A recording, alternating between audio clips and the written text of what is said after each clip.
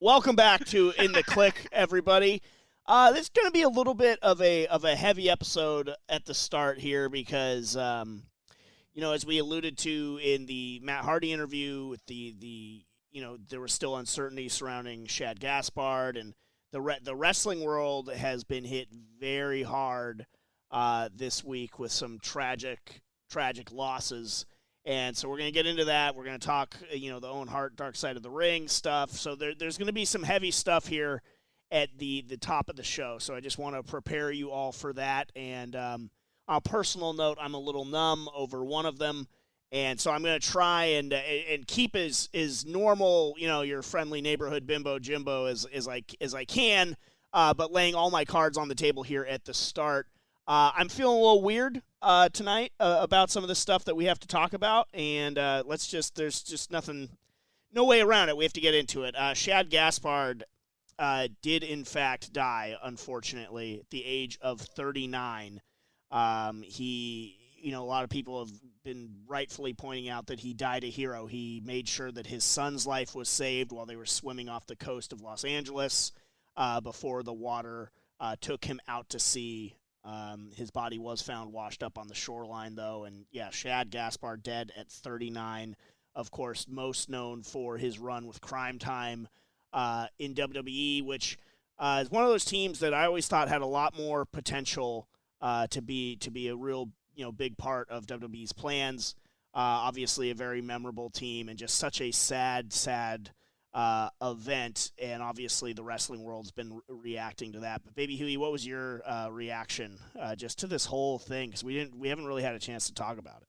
Yeah, I mean, of course, as you just mentioned, yeah, it's just very sad. I mean, that just sums it up. It's an unfortunate situation, but I mean, if there was a way to go out as far as at a young age like he was, to go out as a hero, that's truly remarkable for him as a person. I think the fact that he put his son's life first over his, to make sure he was safe and didn't drown in the water with him, it says a lot about him as a person. And so just seeing the outpouring love online, and even just WWE on their respected programming, AEW, social media from all the various wrestlers in the wrestling community, despite different promotions, everyone was acknowledging it. So it just shows that a lot of people loved and respected him. And I think that just says a lot about him as a person. So, I mean, our hearts go out to obviously his immediate family, extended family, friends, and whatnot of the wrestling world. So it sounds like we lost a good one. And it's just so sad. Yeah, that was one of the prevailing things that you kept seeing. It's just what a good person, and how the people that knew him well, they absolutely devastated by it, to lose such a bright, kind, young soul. It's just it's a tough beat, man. And I mean, the fact that unfortunately we live in a world where there are negative people existing, and sometimes when a tragedy happens, there are those people that come out and try to say something bad about someone. You don't see that with him. So I think that really represents him as a person, that everyone seems like across the board has nothing but good things to say. So once again, like I said, just shows how good of a person he was. And it's just sad to lose someone like that at such a young age. But, like you said, just RIP to him. And just, of course, tomorrow's not is not a given. So make sure, you live each day the best you can, be good to each other out there, say, you love, your respected loved ones, and just be there for each other. So it's, like I said, tomorrow's not guaranteed, but, be a good person in the present time. As I alluded to, I mean, Crime Time in general, in my opinion, is probably an underrated pairing, and had a lot more potential in WWE. And I think one of the things, it's funny, the things that sort of you remember and stick out. In earlier this year, when Roman Reigns started sort of pairing with the Usos as a threesome, it reminded me very much so of when Crime Time was put with John Cena for a short period of time. Mm-hmm. And it was sort of, in my opinion, the reason why it made me think that, because John Cena was the top guy in the company, but it was still that the proverbial polarizing reaction from the fan base. So you put him with Crime Time, which were a very popular act in WWE, and sort of almost in the hopes he would get some of that pop, that universal love from Crime Time to rub off on Cena in the same way that I think WWE was hoping that the Usos' universal love and would rub off on Roman Reigns. So I found that to be sort of very similar, and friends of mine reflected very fondly on the time that Cena was with Crime Time, and another reason why I bring that up is because rumors, speculation online on Shad Gaspard's family's the GoFundMe page to help provide for the family, a $40,000 donation labeled as CTC RIP came through, and that set speculation that was in fact John Cena anonymously donating $40,000 to Shad Gaspard's family on that GoFundMe page, coinciding with an Instagram post that shows Crime Time and Cena spray painting JBL's limo with the initial CTC, which is of course Crime Time and Cena. I don't doubt it, because knowing the kind of guy that John Cena is, that seems like exactly what he would do, and that he would want to keep it anonymous. I hope it's true, because it is a beautiful sort of showing of love and respect.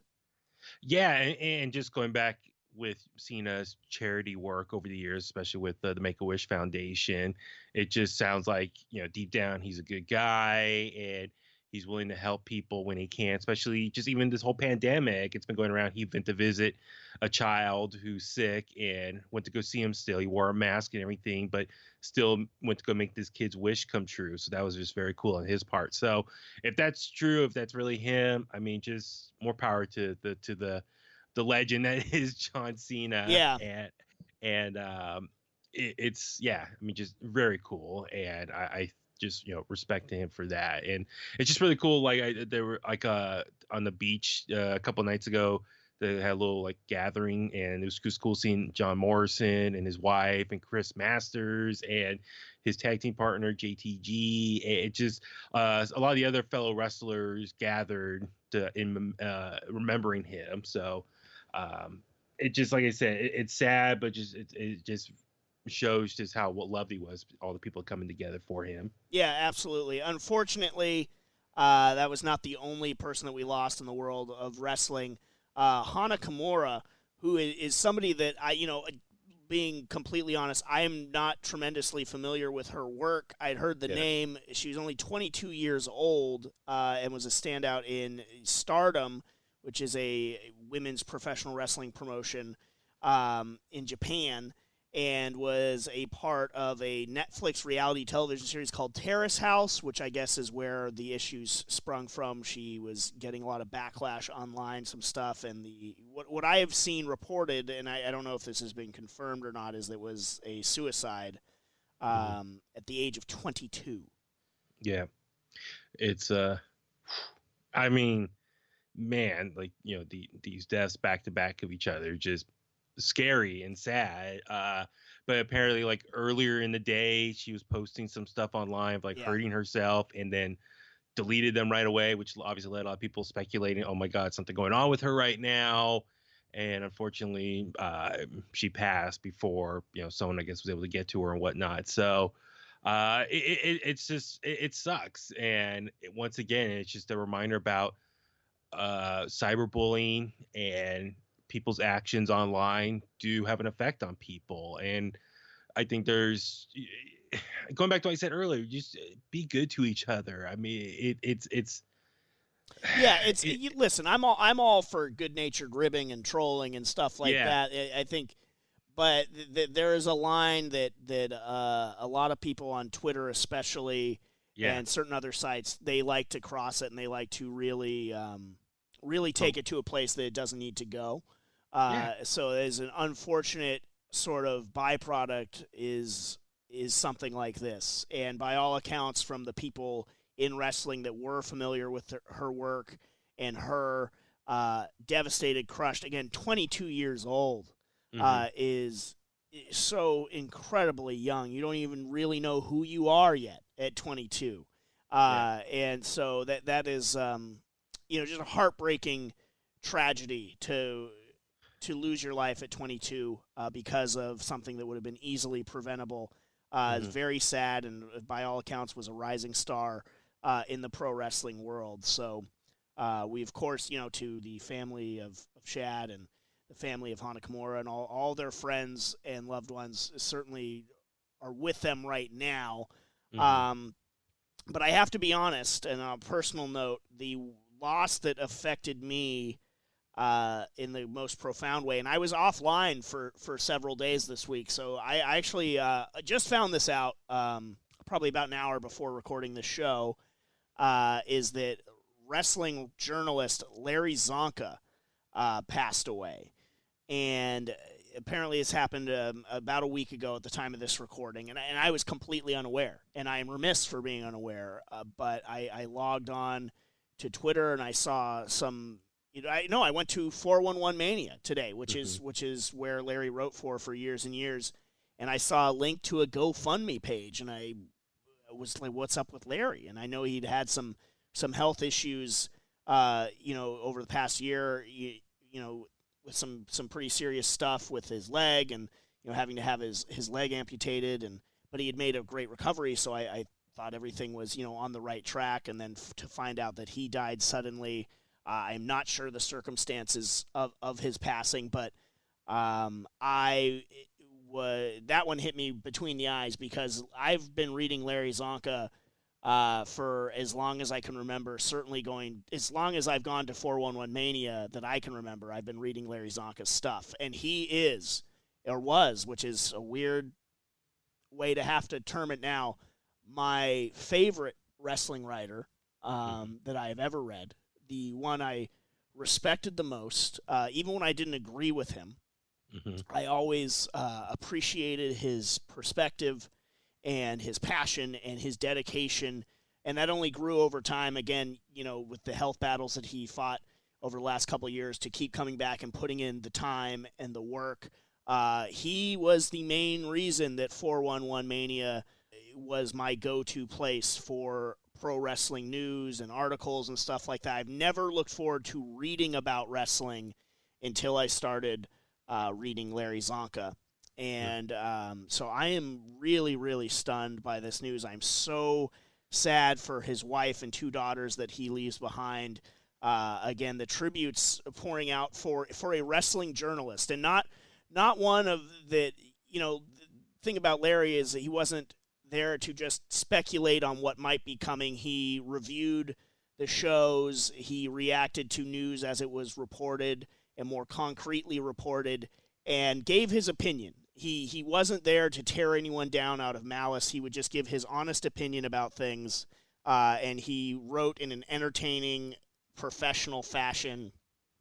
And I just, it really sucks to lose somebody like that. It does feel like losing a friend that I never met personally, but it just, over the years and years of reading him and the comments always on his articles I would read too. It was this community thing, and over the years with our interviews and stuff, I would often send him excerpts from our interviews, and he was always kind enough to put those on 411. And for me, the first time that one of our things made it to 411 was sort of a milestone moment for me, because that's the to me 411 was the gold standard. Of wrestling news, and Larry Csonka chiefly the reason why. So I'm so sad to hear of his passing, and they have set up a GoFundMe page for his daughters and his wife, which we should put out the link and everything like that soon. I know I put it out on my Twitter, but just a tough week, man. Yeah, it's as much as it's a week to celebrate for us, personally, but also just for the world of pro wrestling with AEW's Double or Nothing event this weekend. And just, there's shows going on a regular basis still. It's a time to celebrate, but unfortunately, there are the other side of all this. There are tragedies too, and unfortunately all were back to back to back. So it's definitely a tough week to really celebrate all this other stuff, but definitely got to, out of respect, acknowledge what happened this week with the unfortunate deaths. So it's like I said earlier, it's definitely a reminder, hey, live life the best you can, enjoy it, whether it's wrestling or whatever. Please take time to enjoy it and just be a good person as best you can, and make sure you hug your loved ones, tell them you love them, check in with people, be friendly with everyone, show respect. But you never know when other people's times are coming. So it's you live one life, make the best of it. The reaction for Larry too, I was struck by. You got guys like Kevin Owens, Court Bauer, Austin Aries, Chris Jericho, Impact Wrestling, Evolve, just to name a few. Dave Meltzer, Joey Janela, all reacting. Cody Rhodes put out in his message to the fans, he included Larry Csonka in the in the list of impactful names from the wrestling world that we lost, and just how tough that was. So he made an impact. He is a legendary figure in the world of wrestling journalism from where I sit. Yeah. The very top that I have ever read. So rest in peace to Shad Gaspard, to Hana Kimura, to Larry Csonka. Just incredibly sad.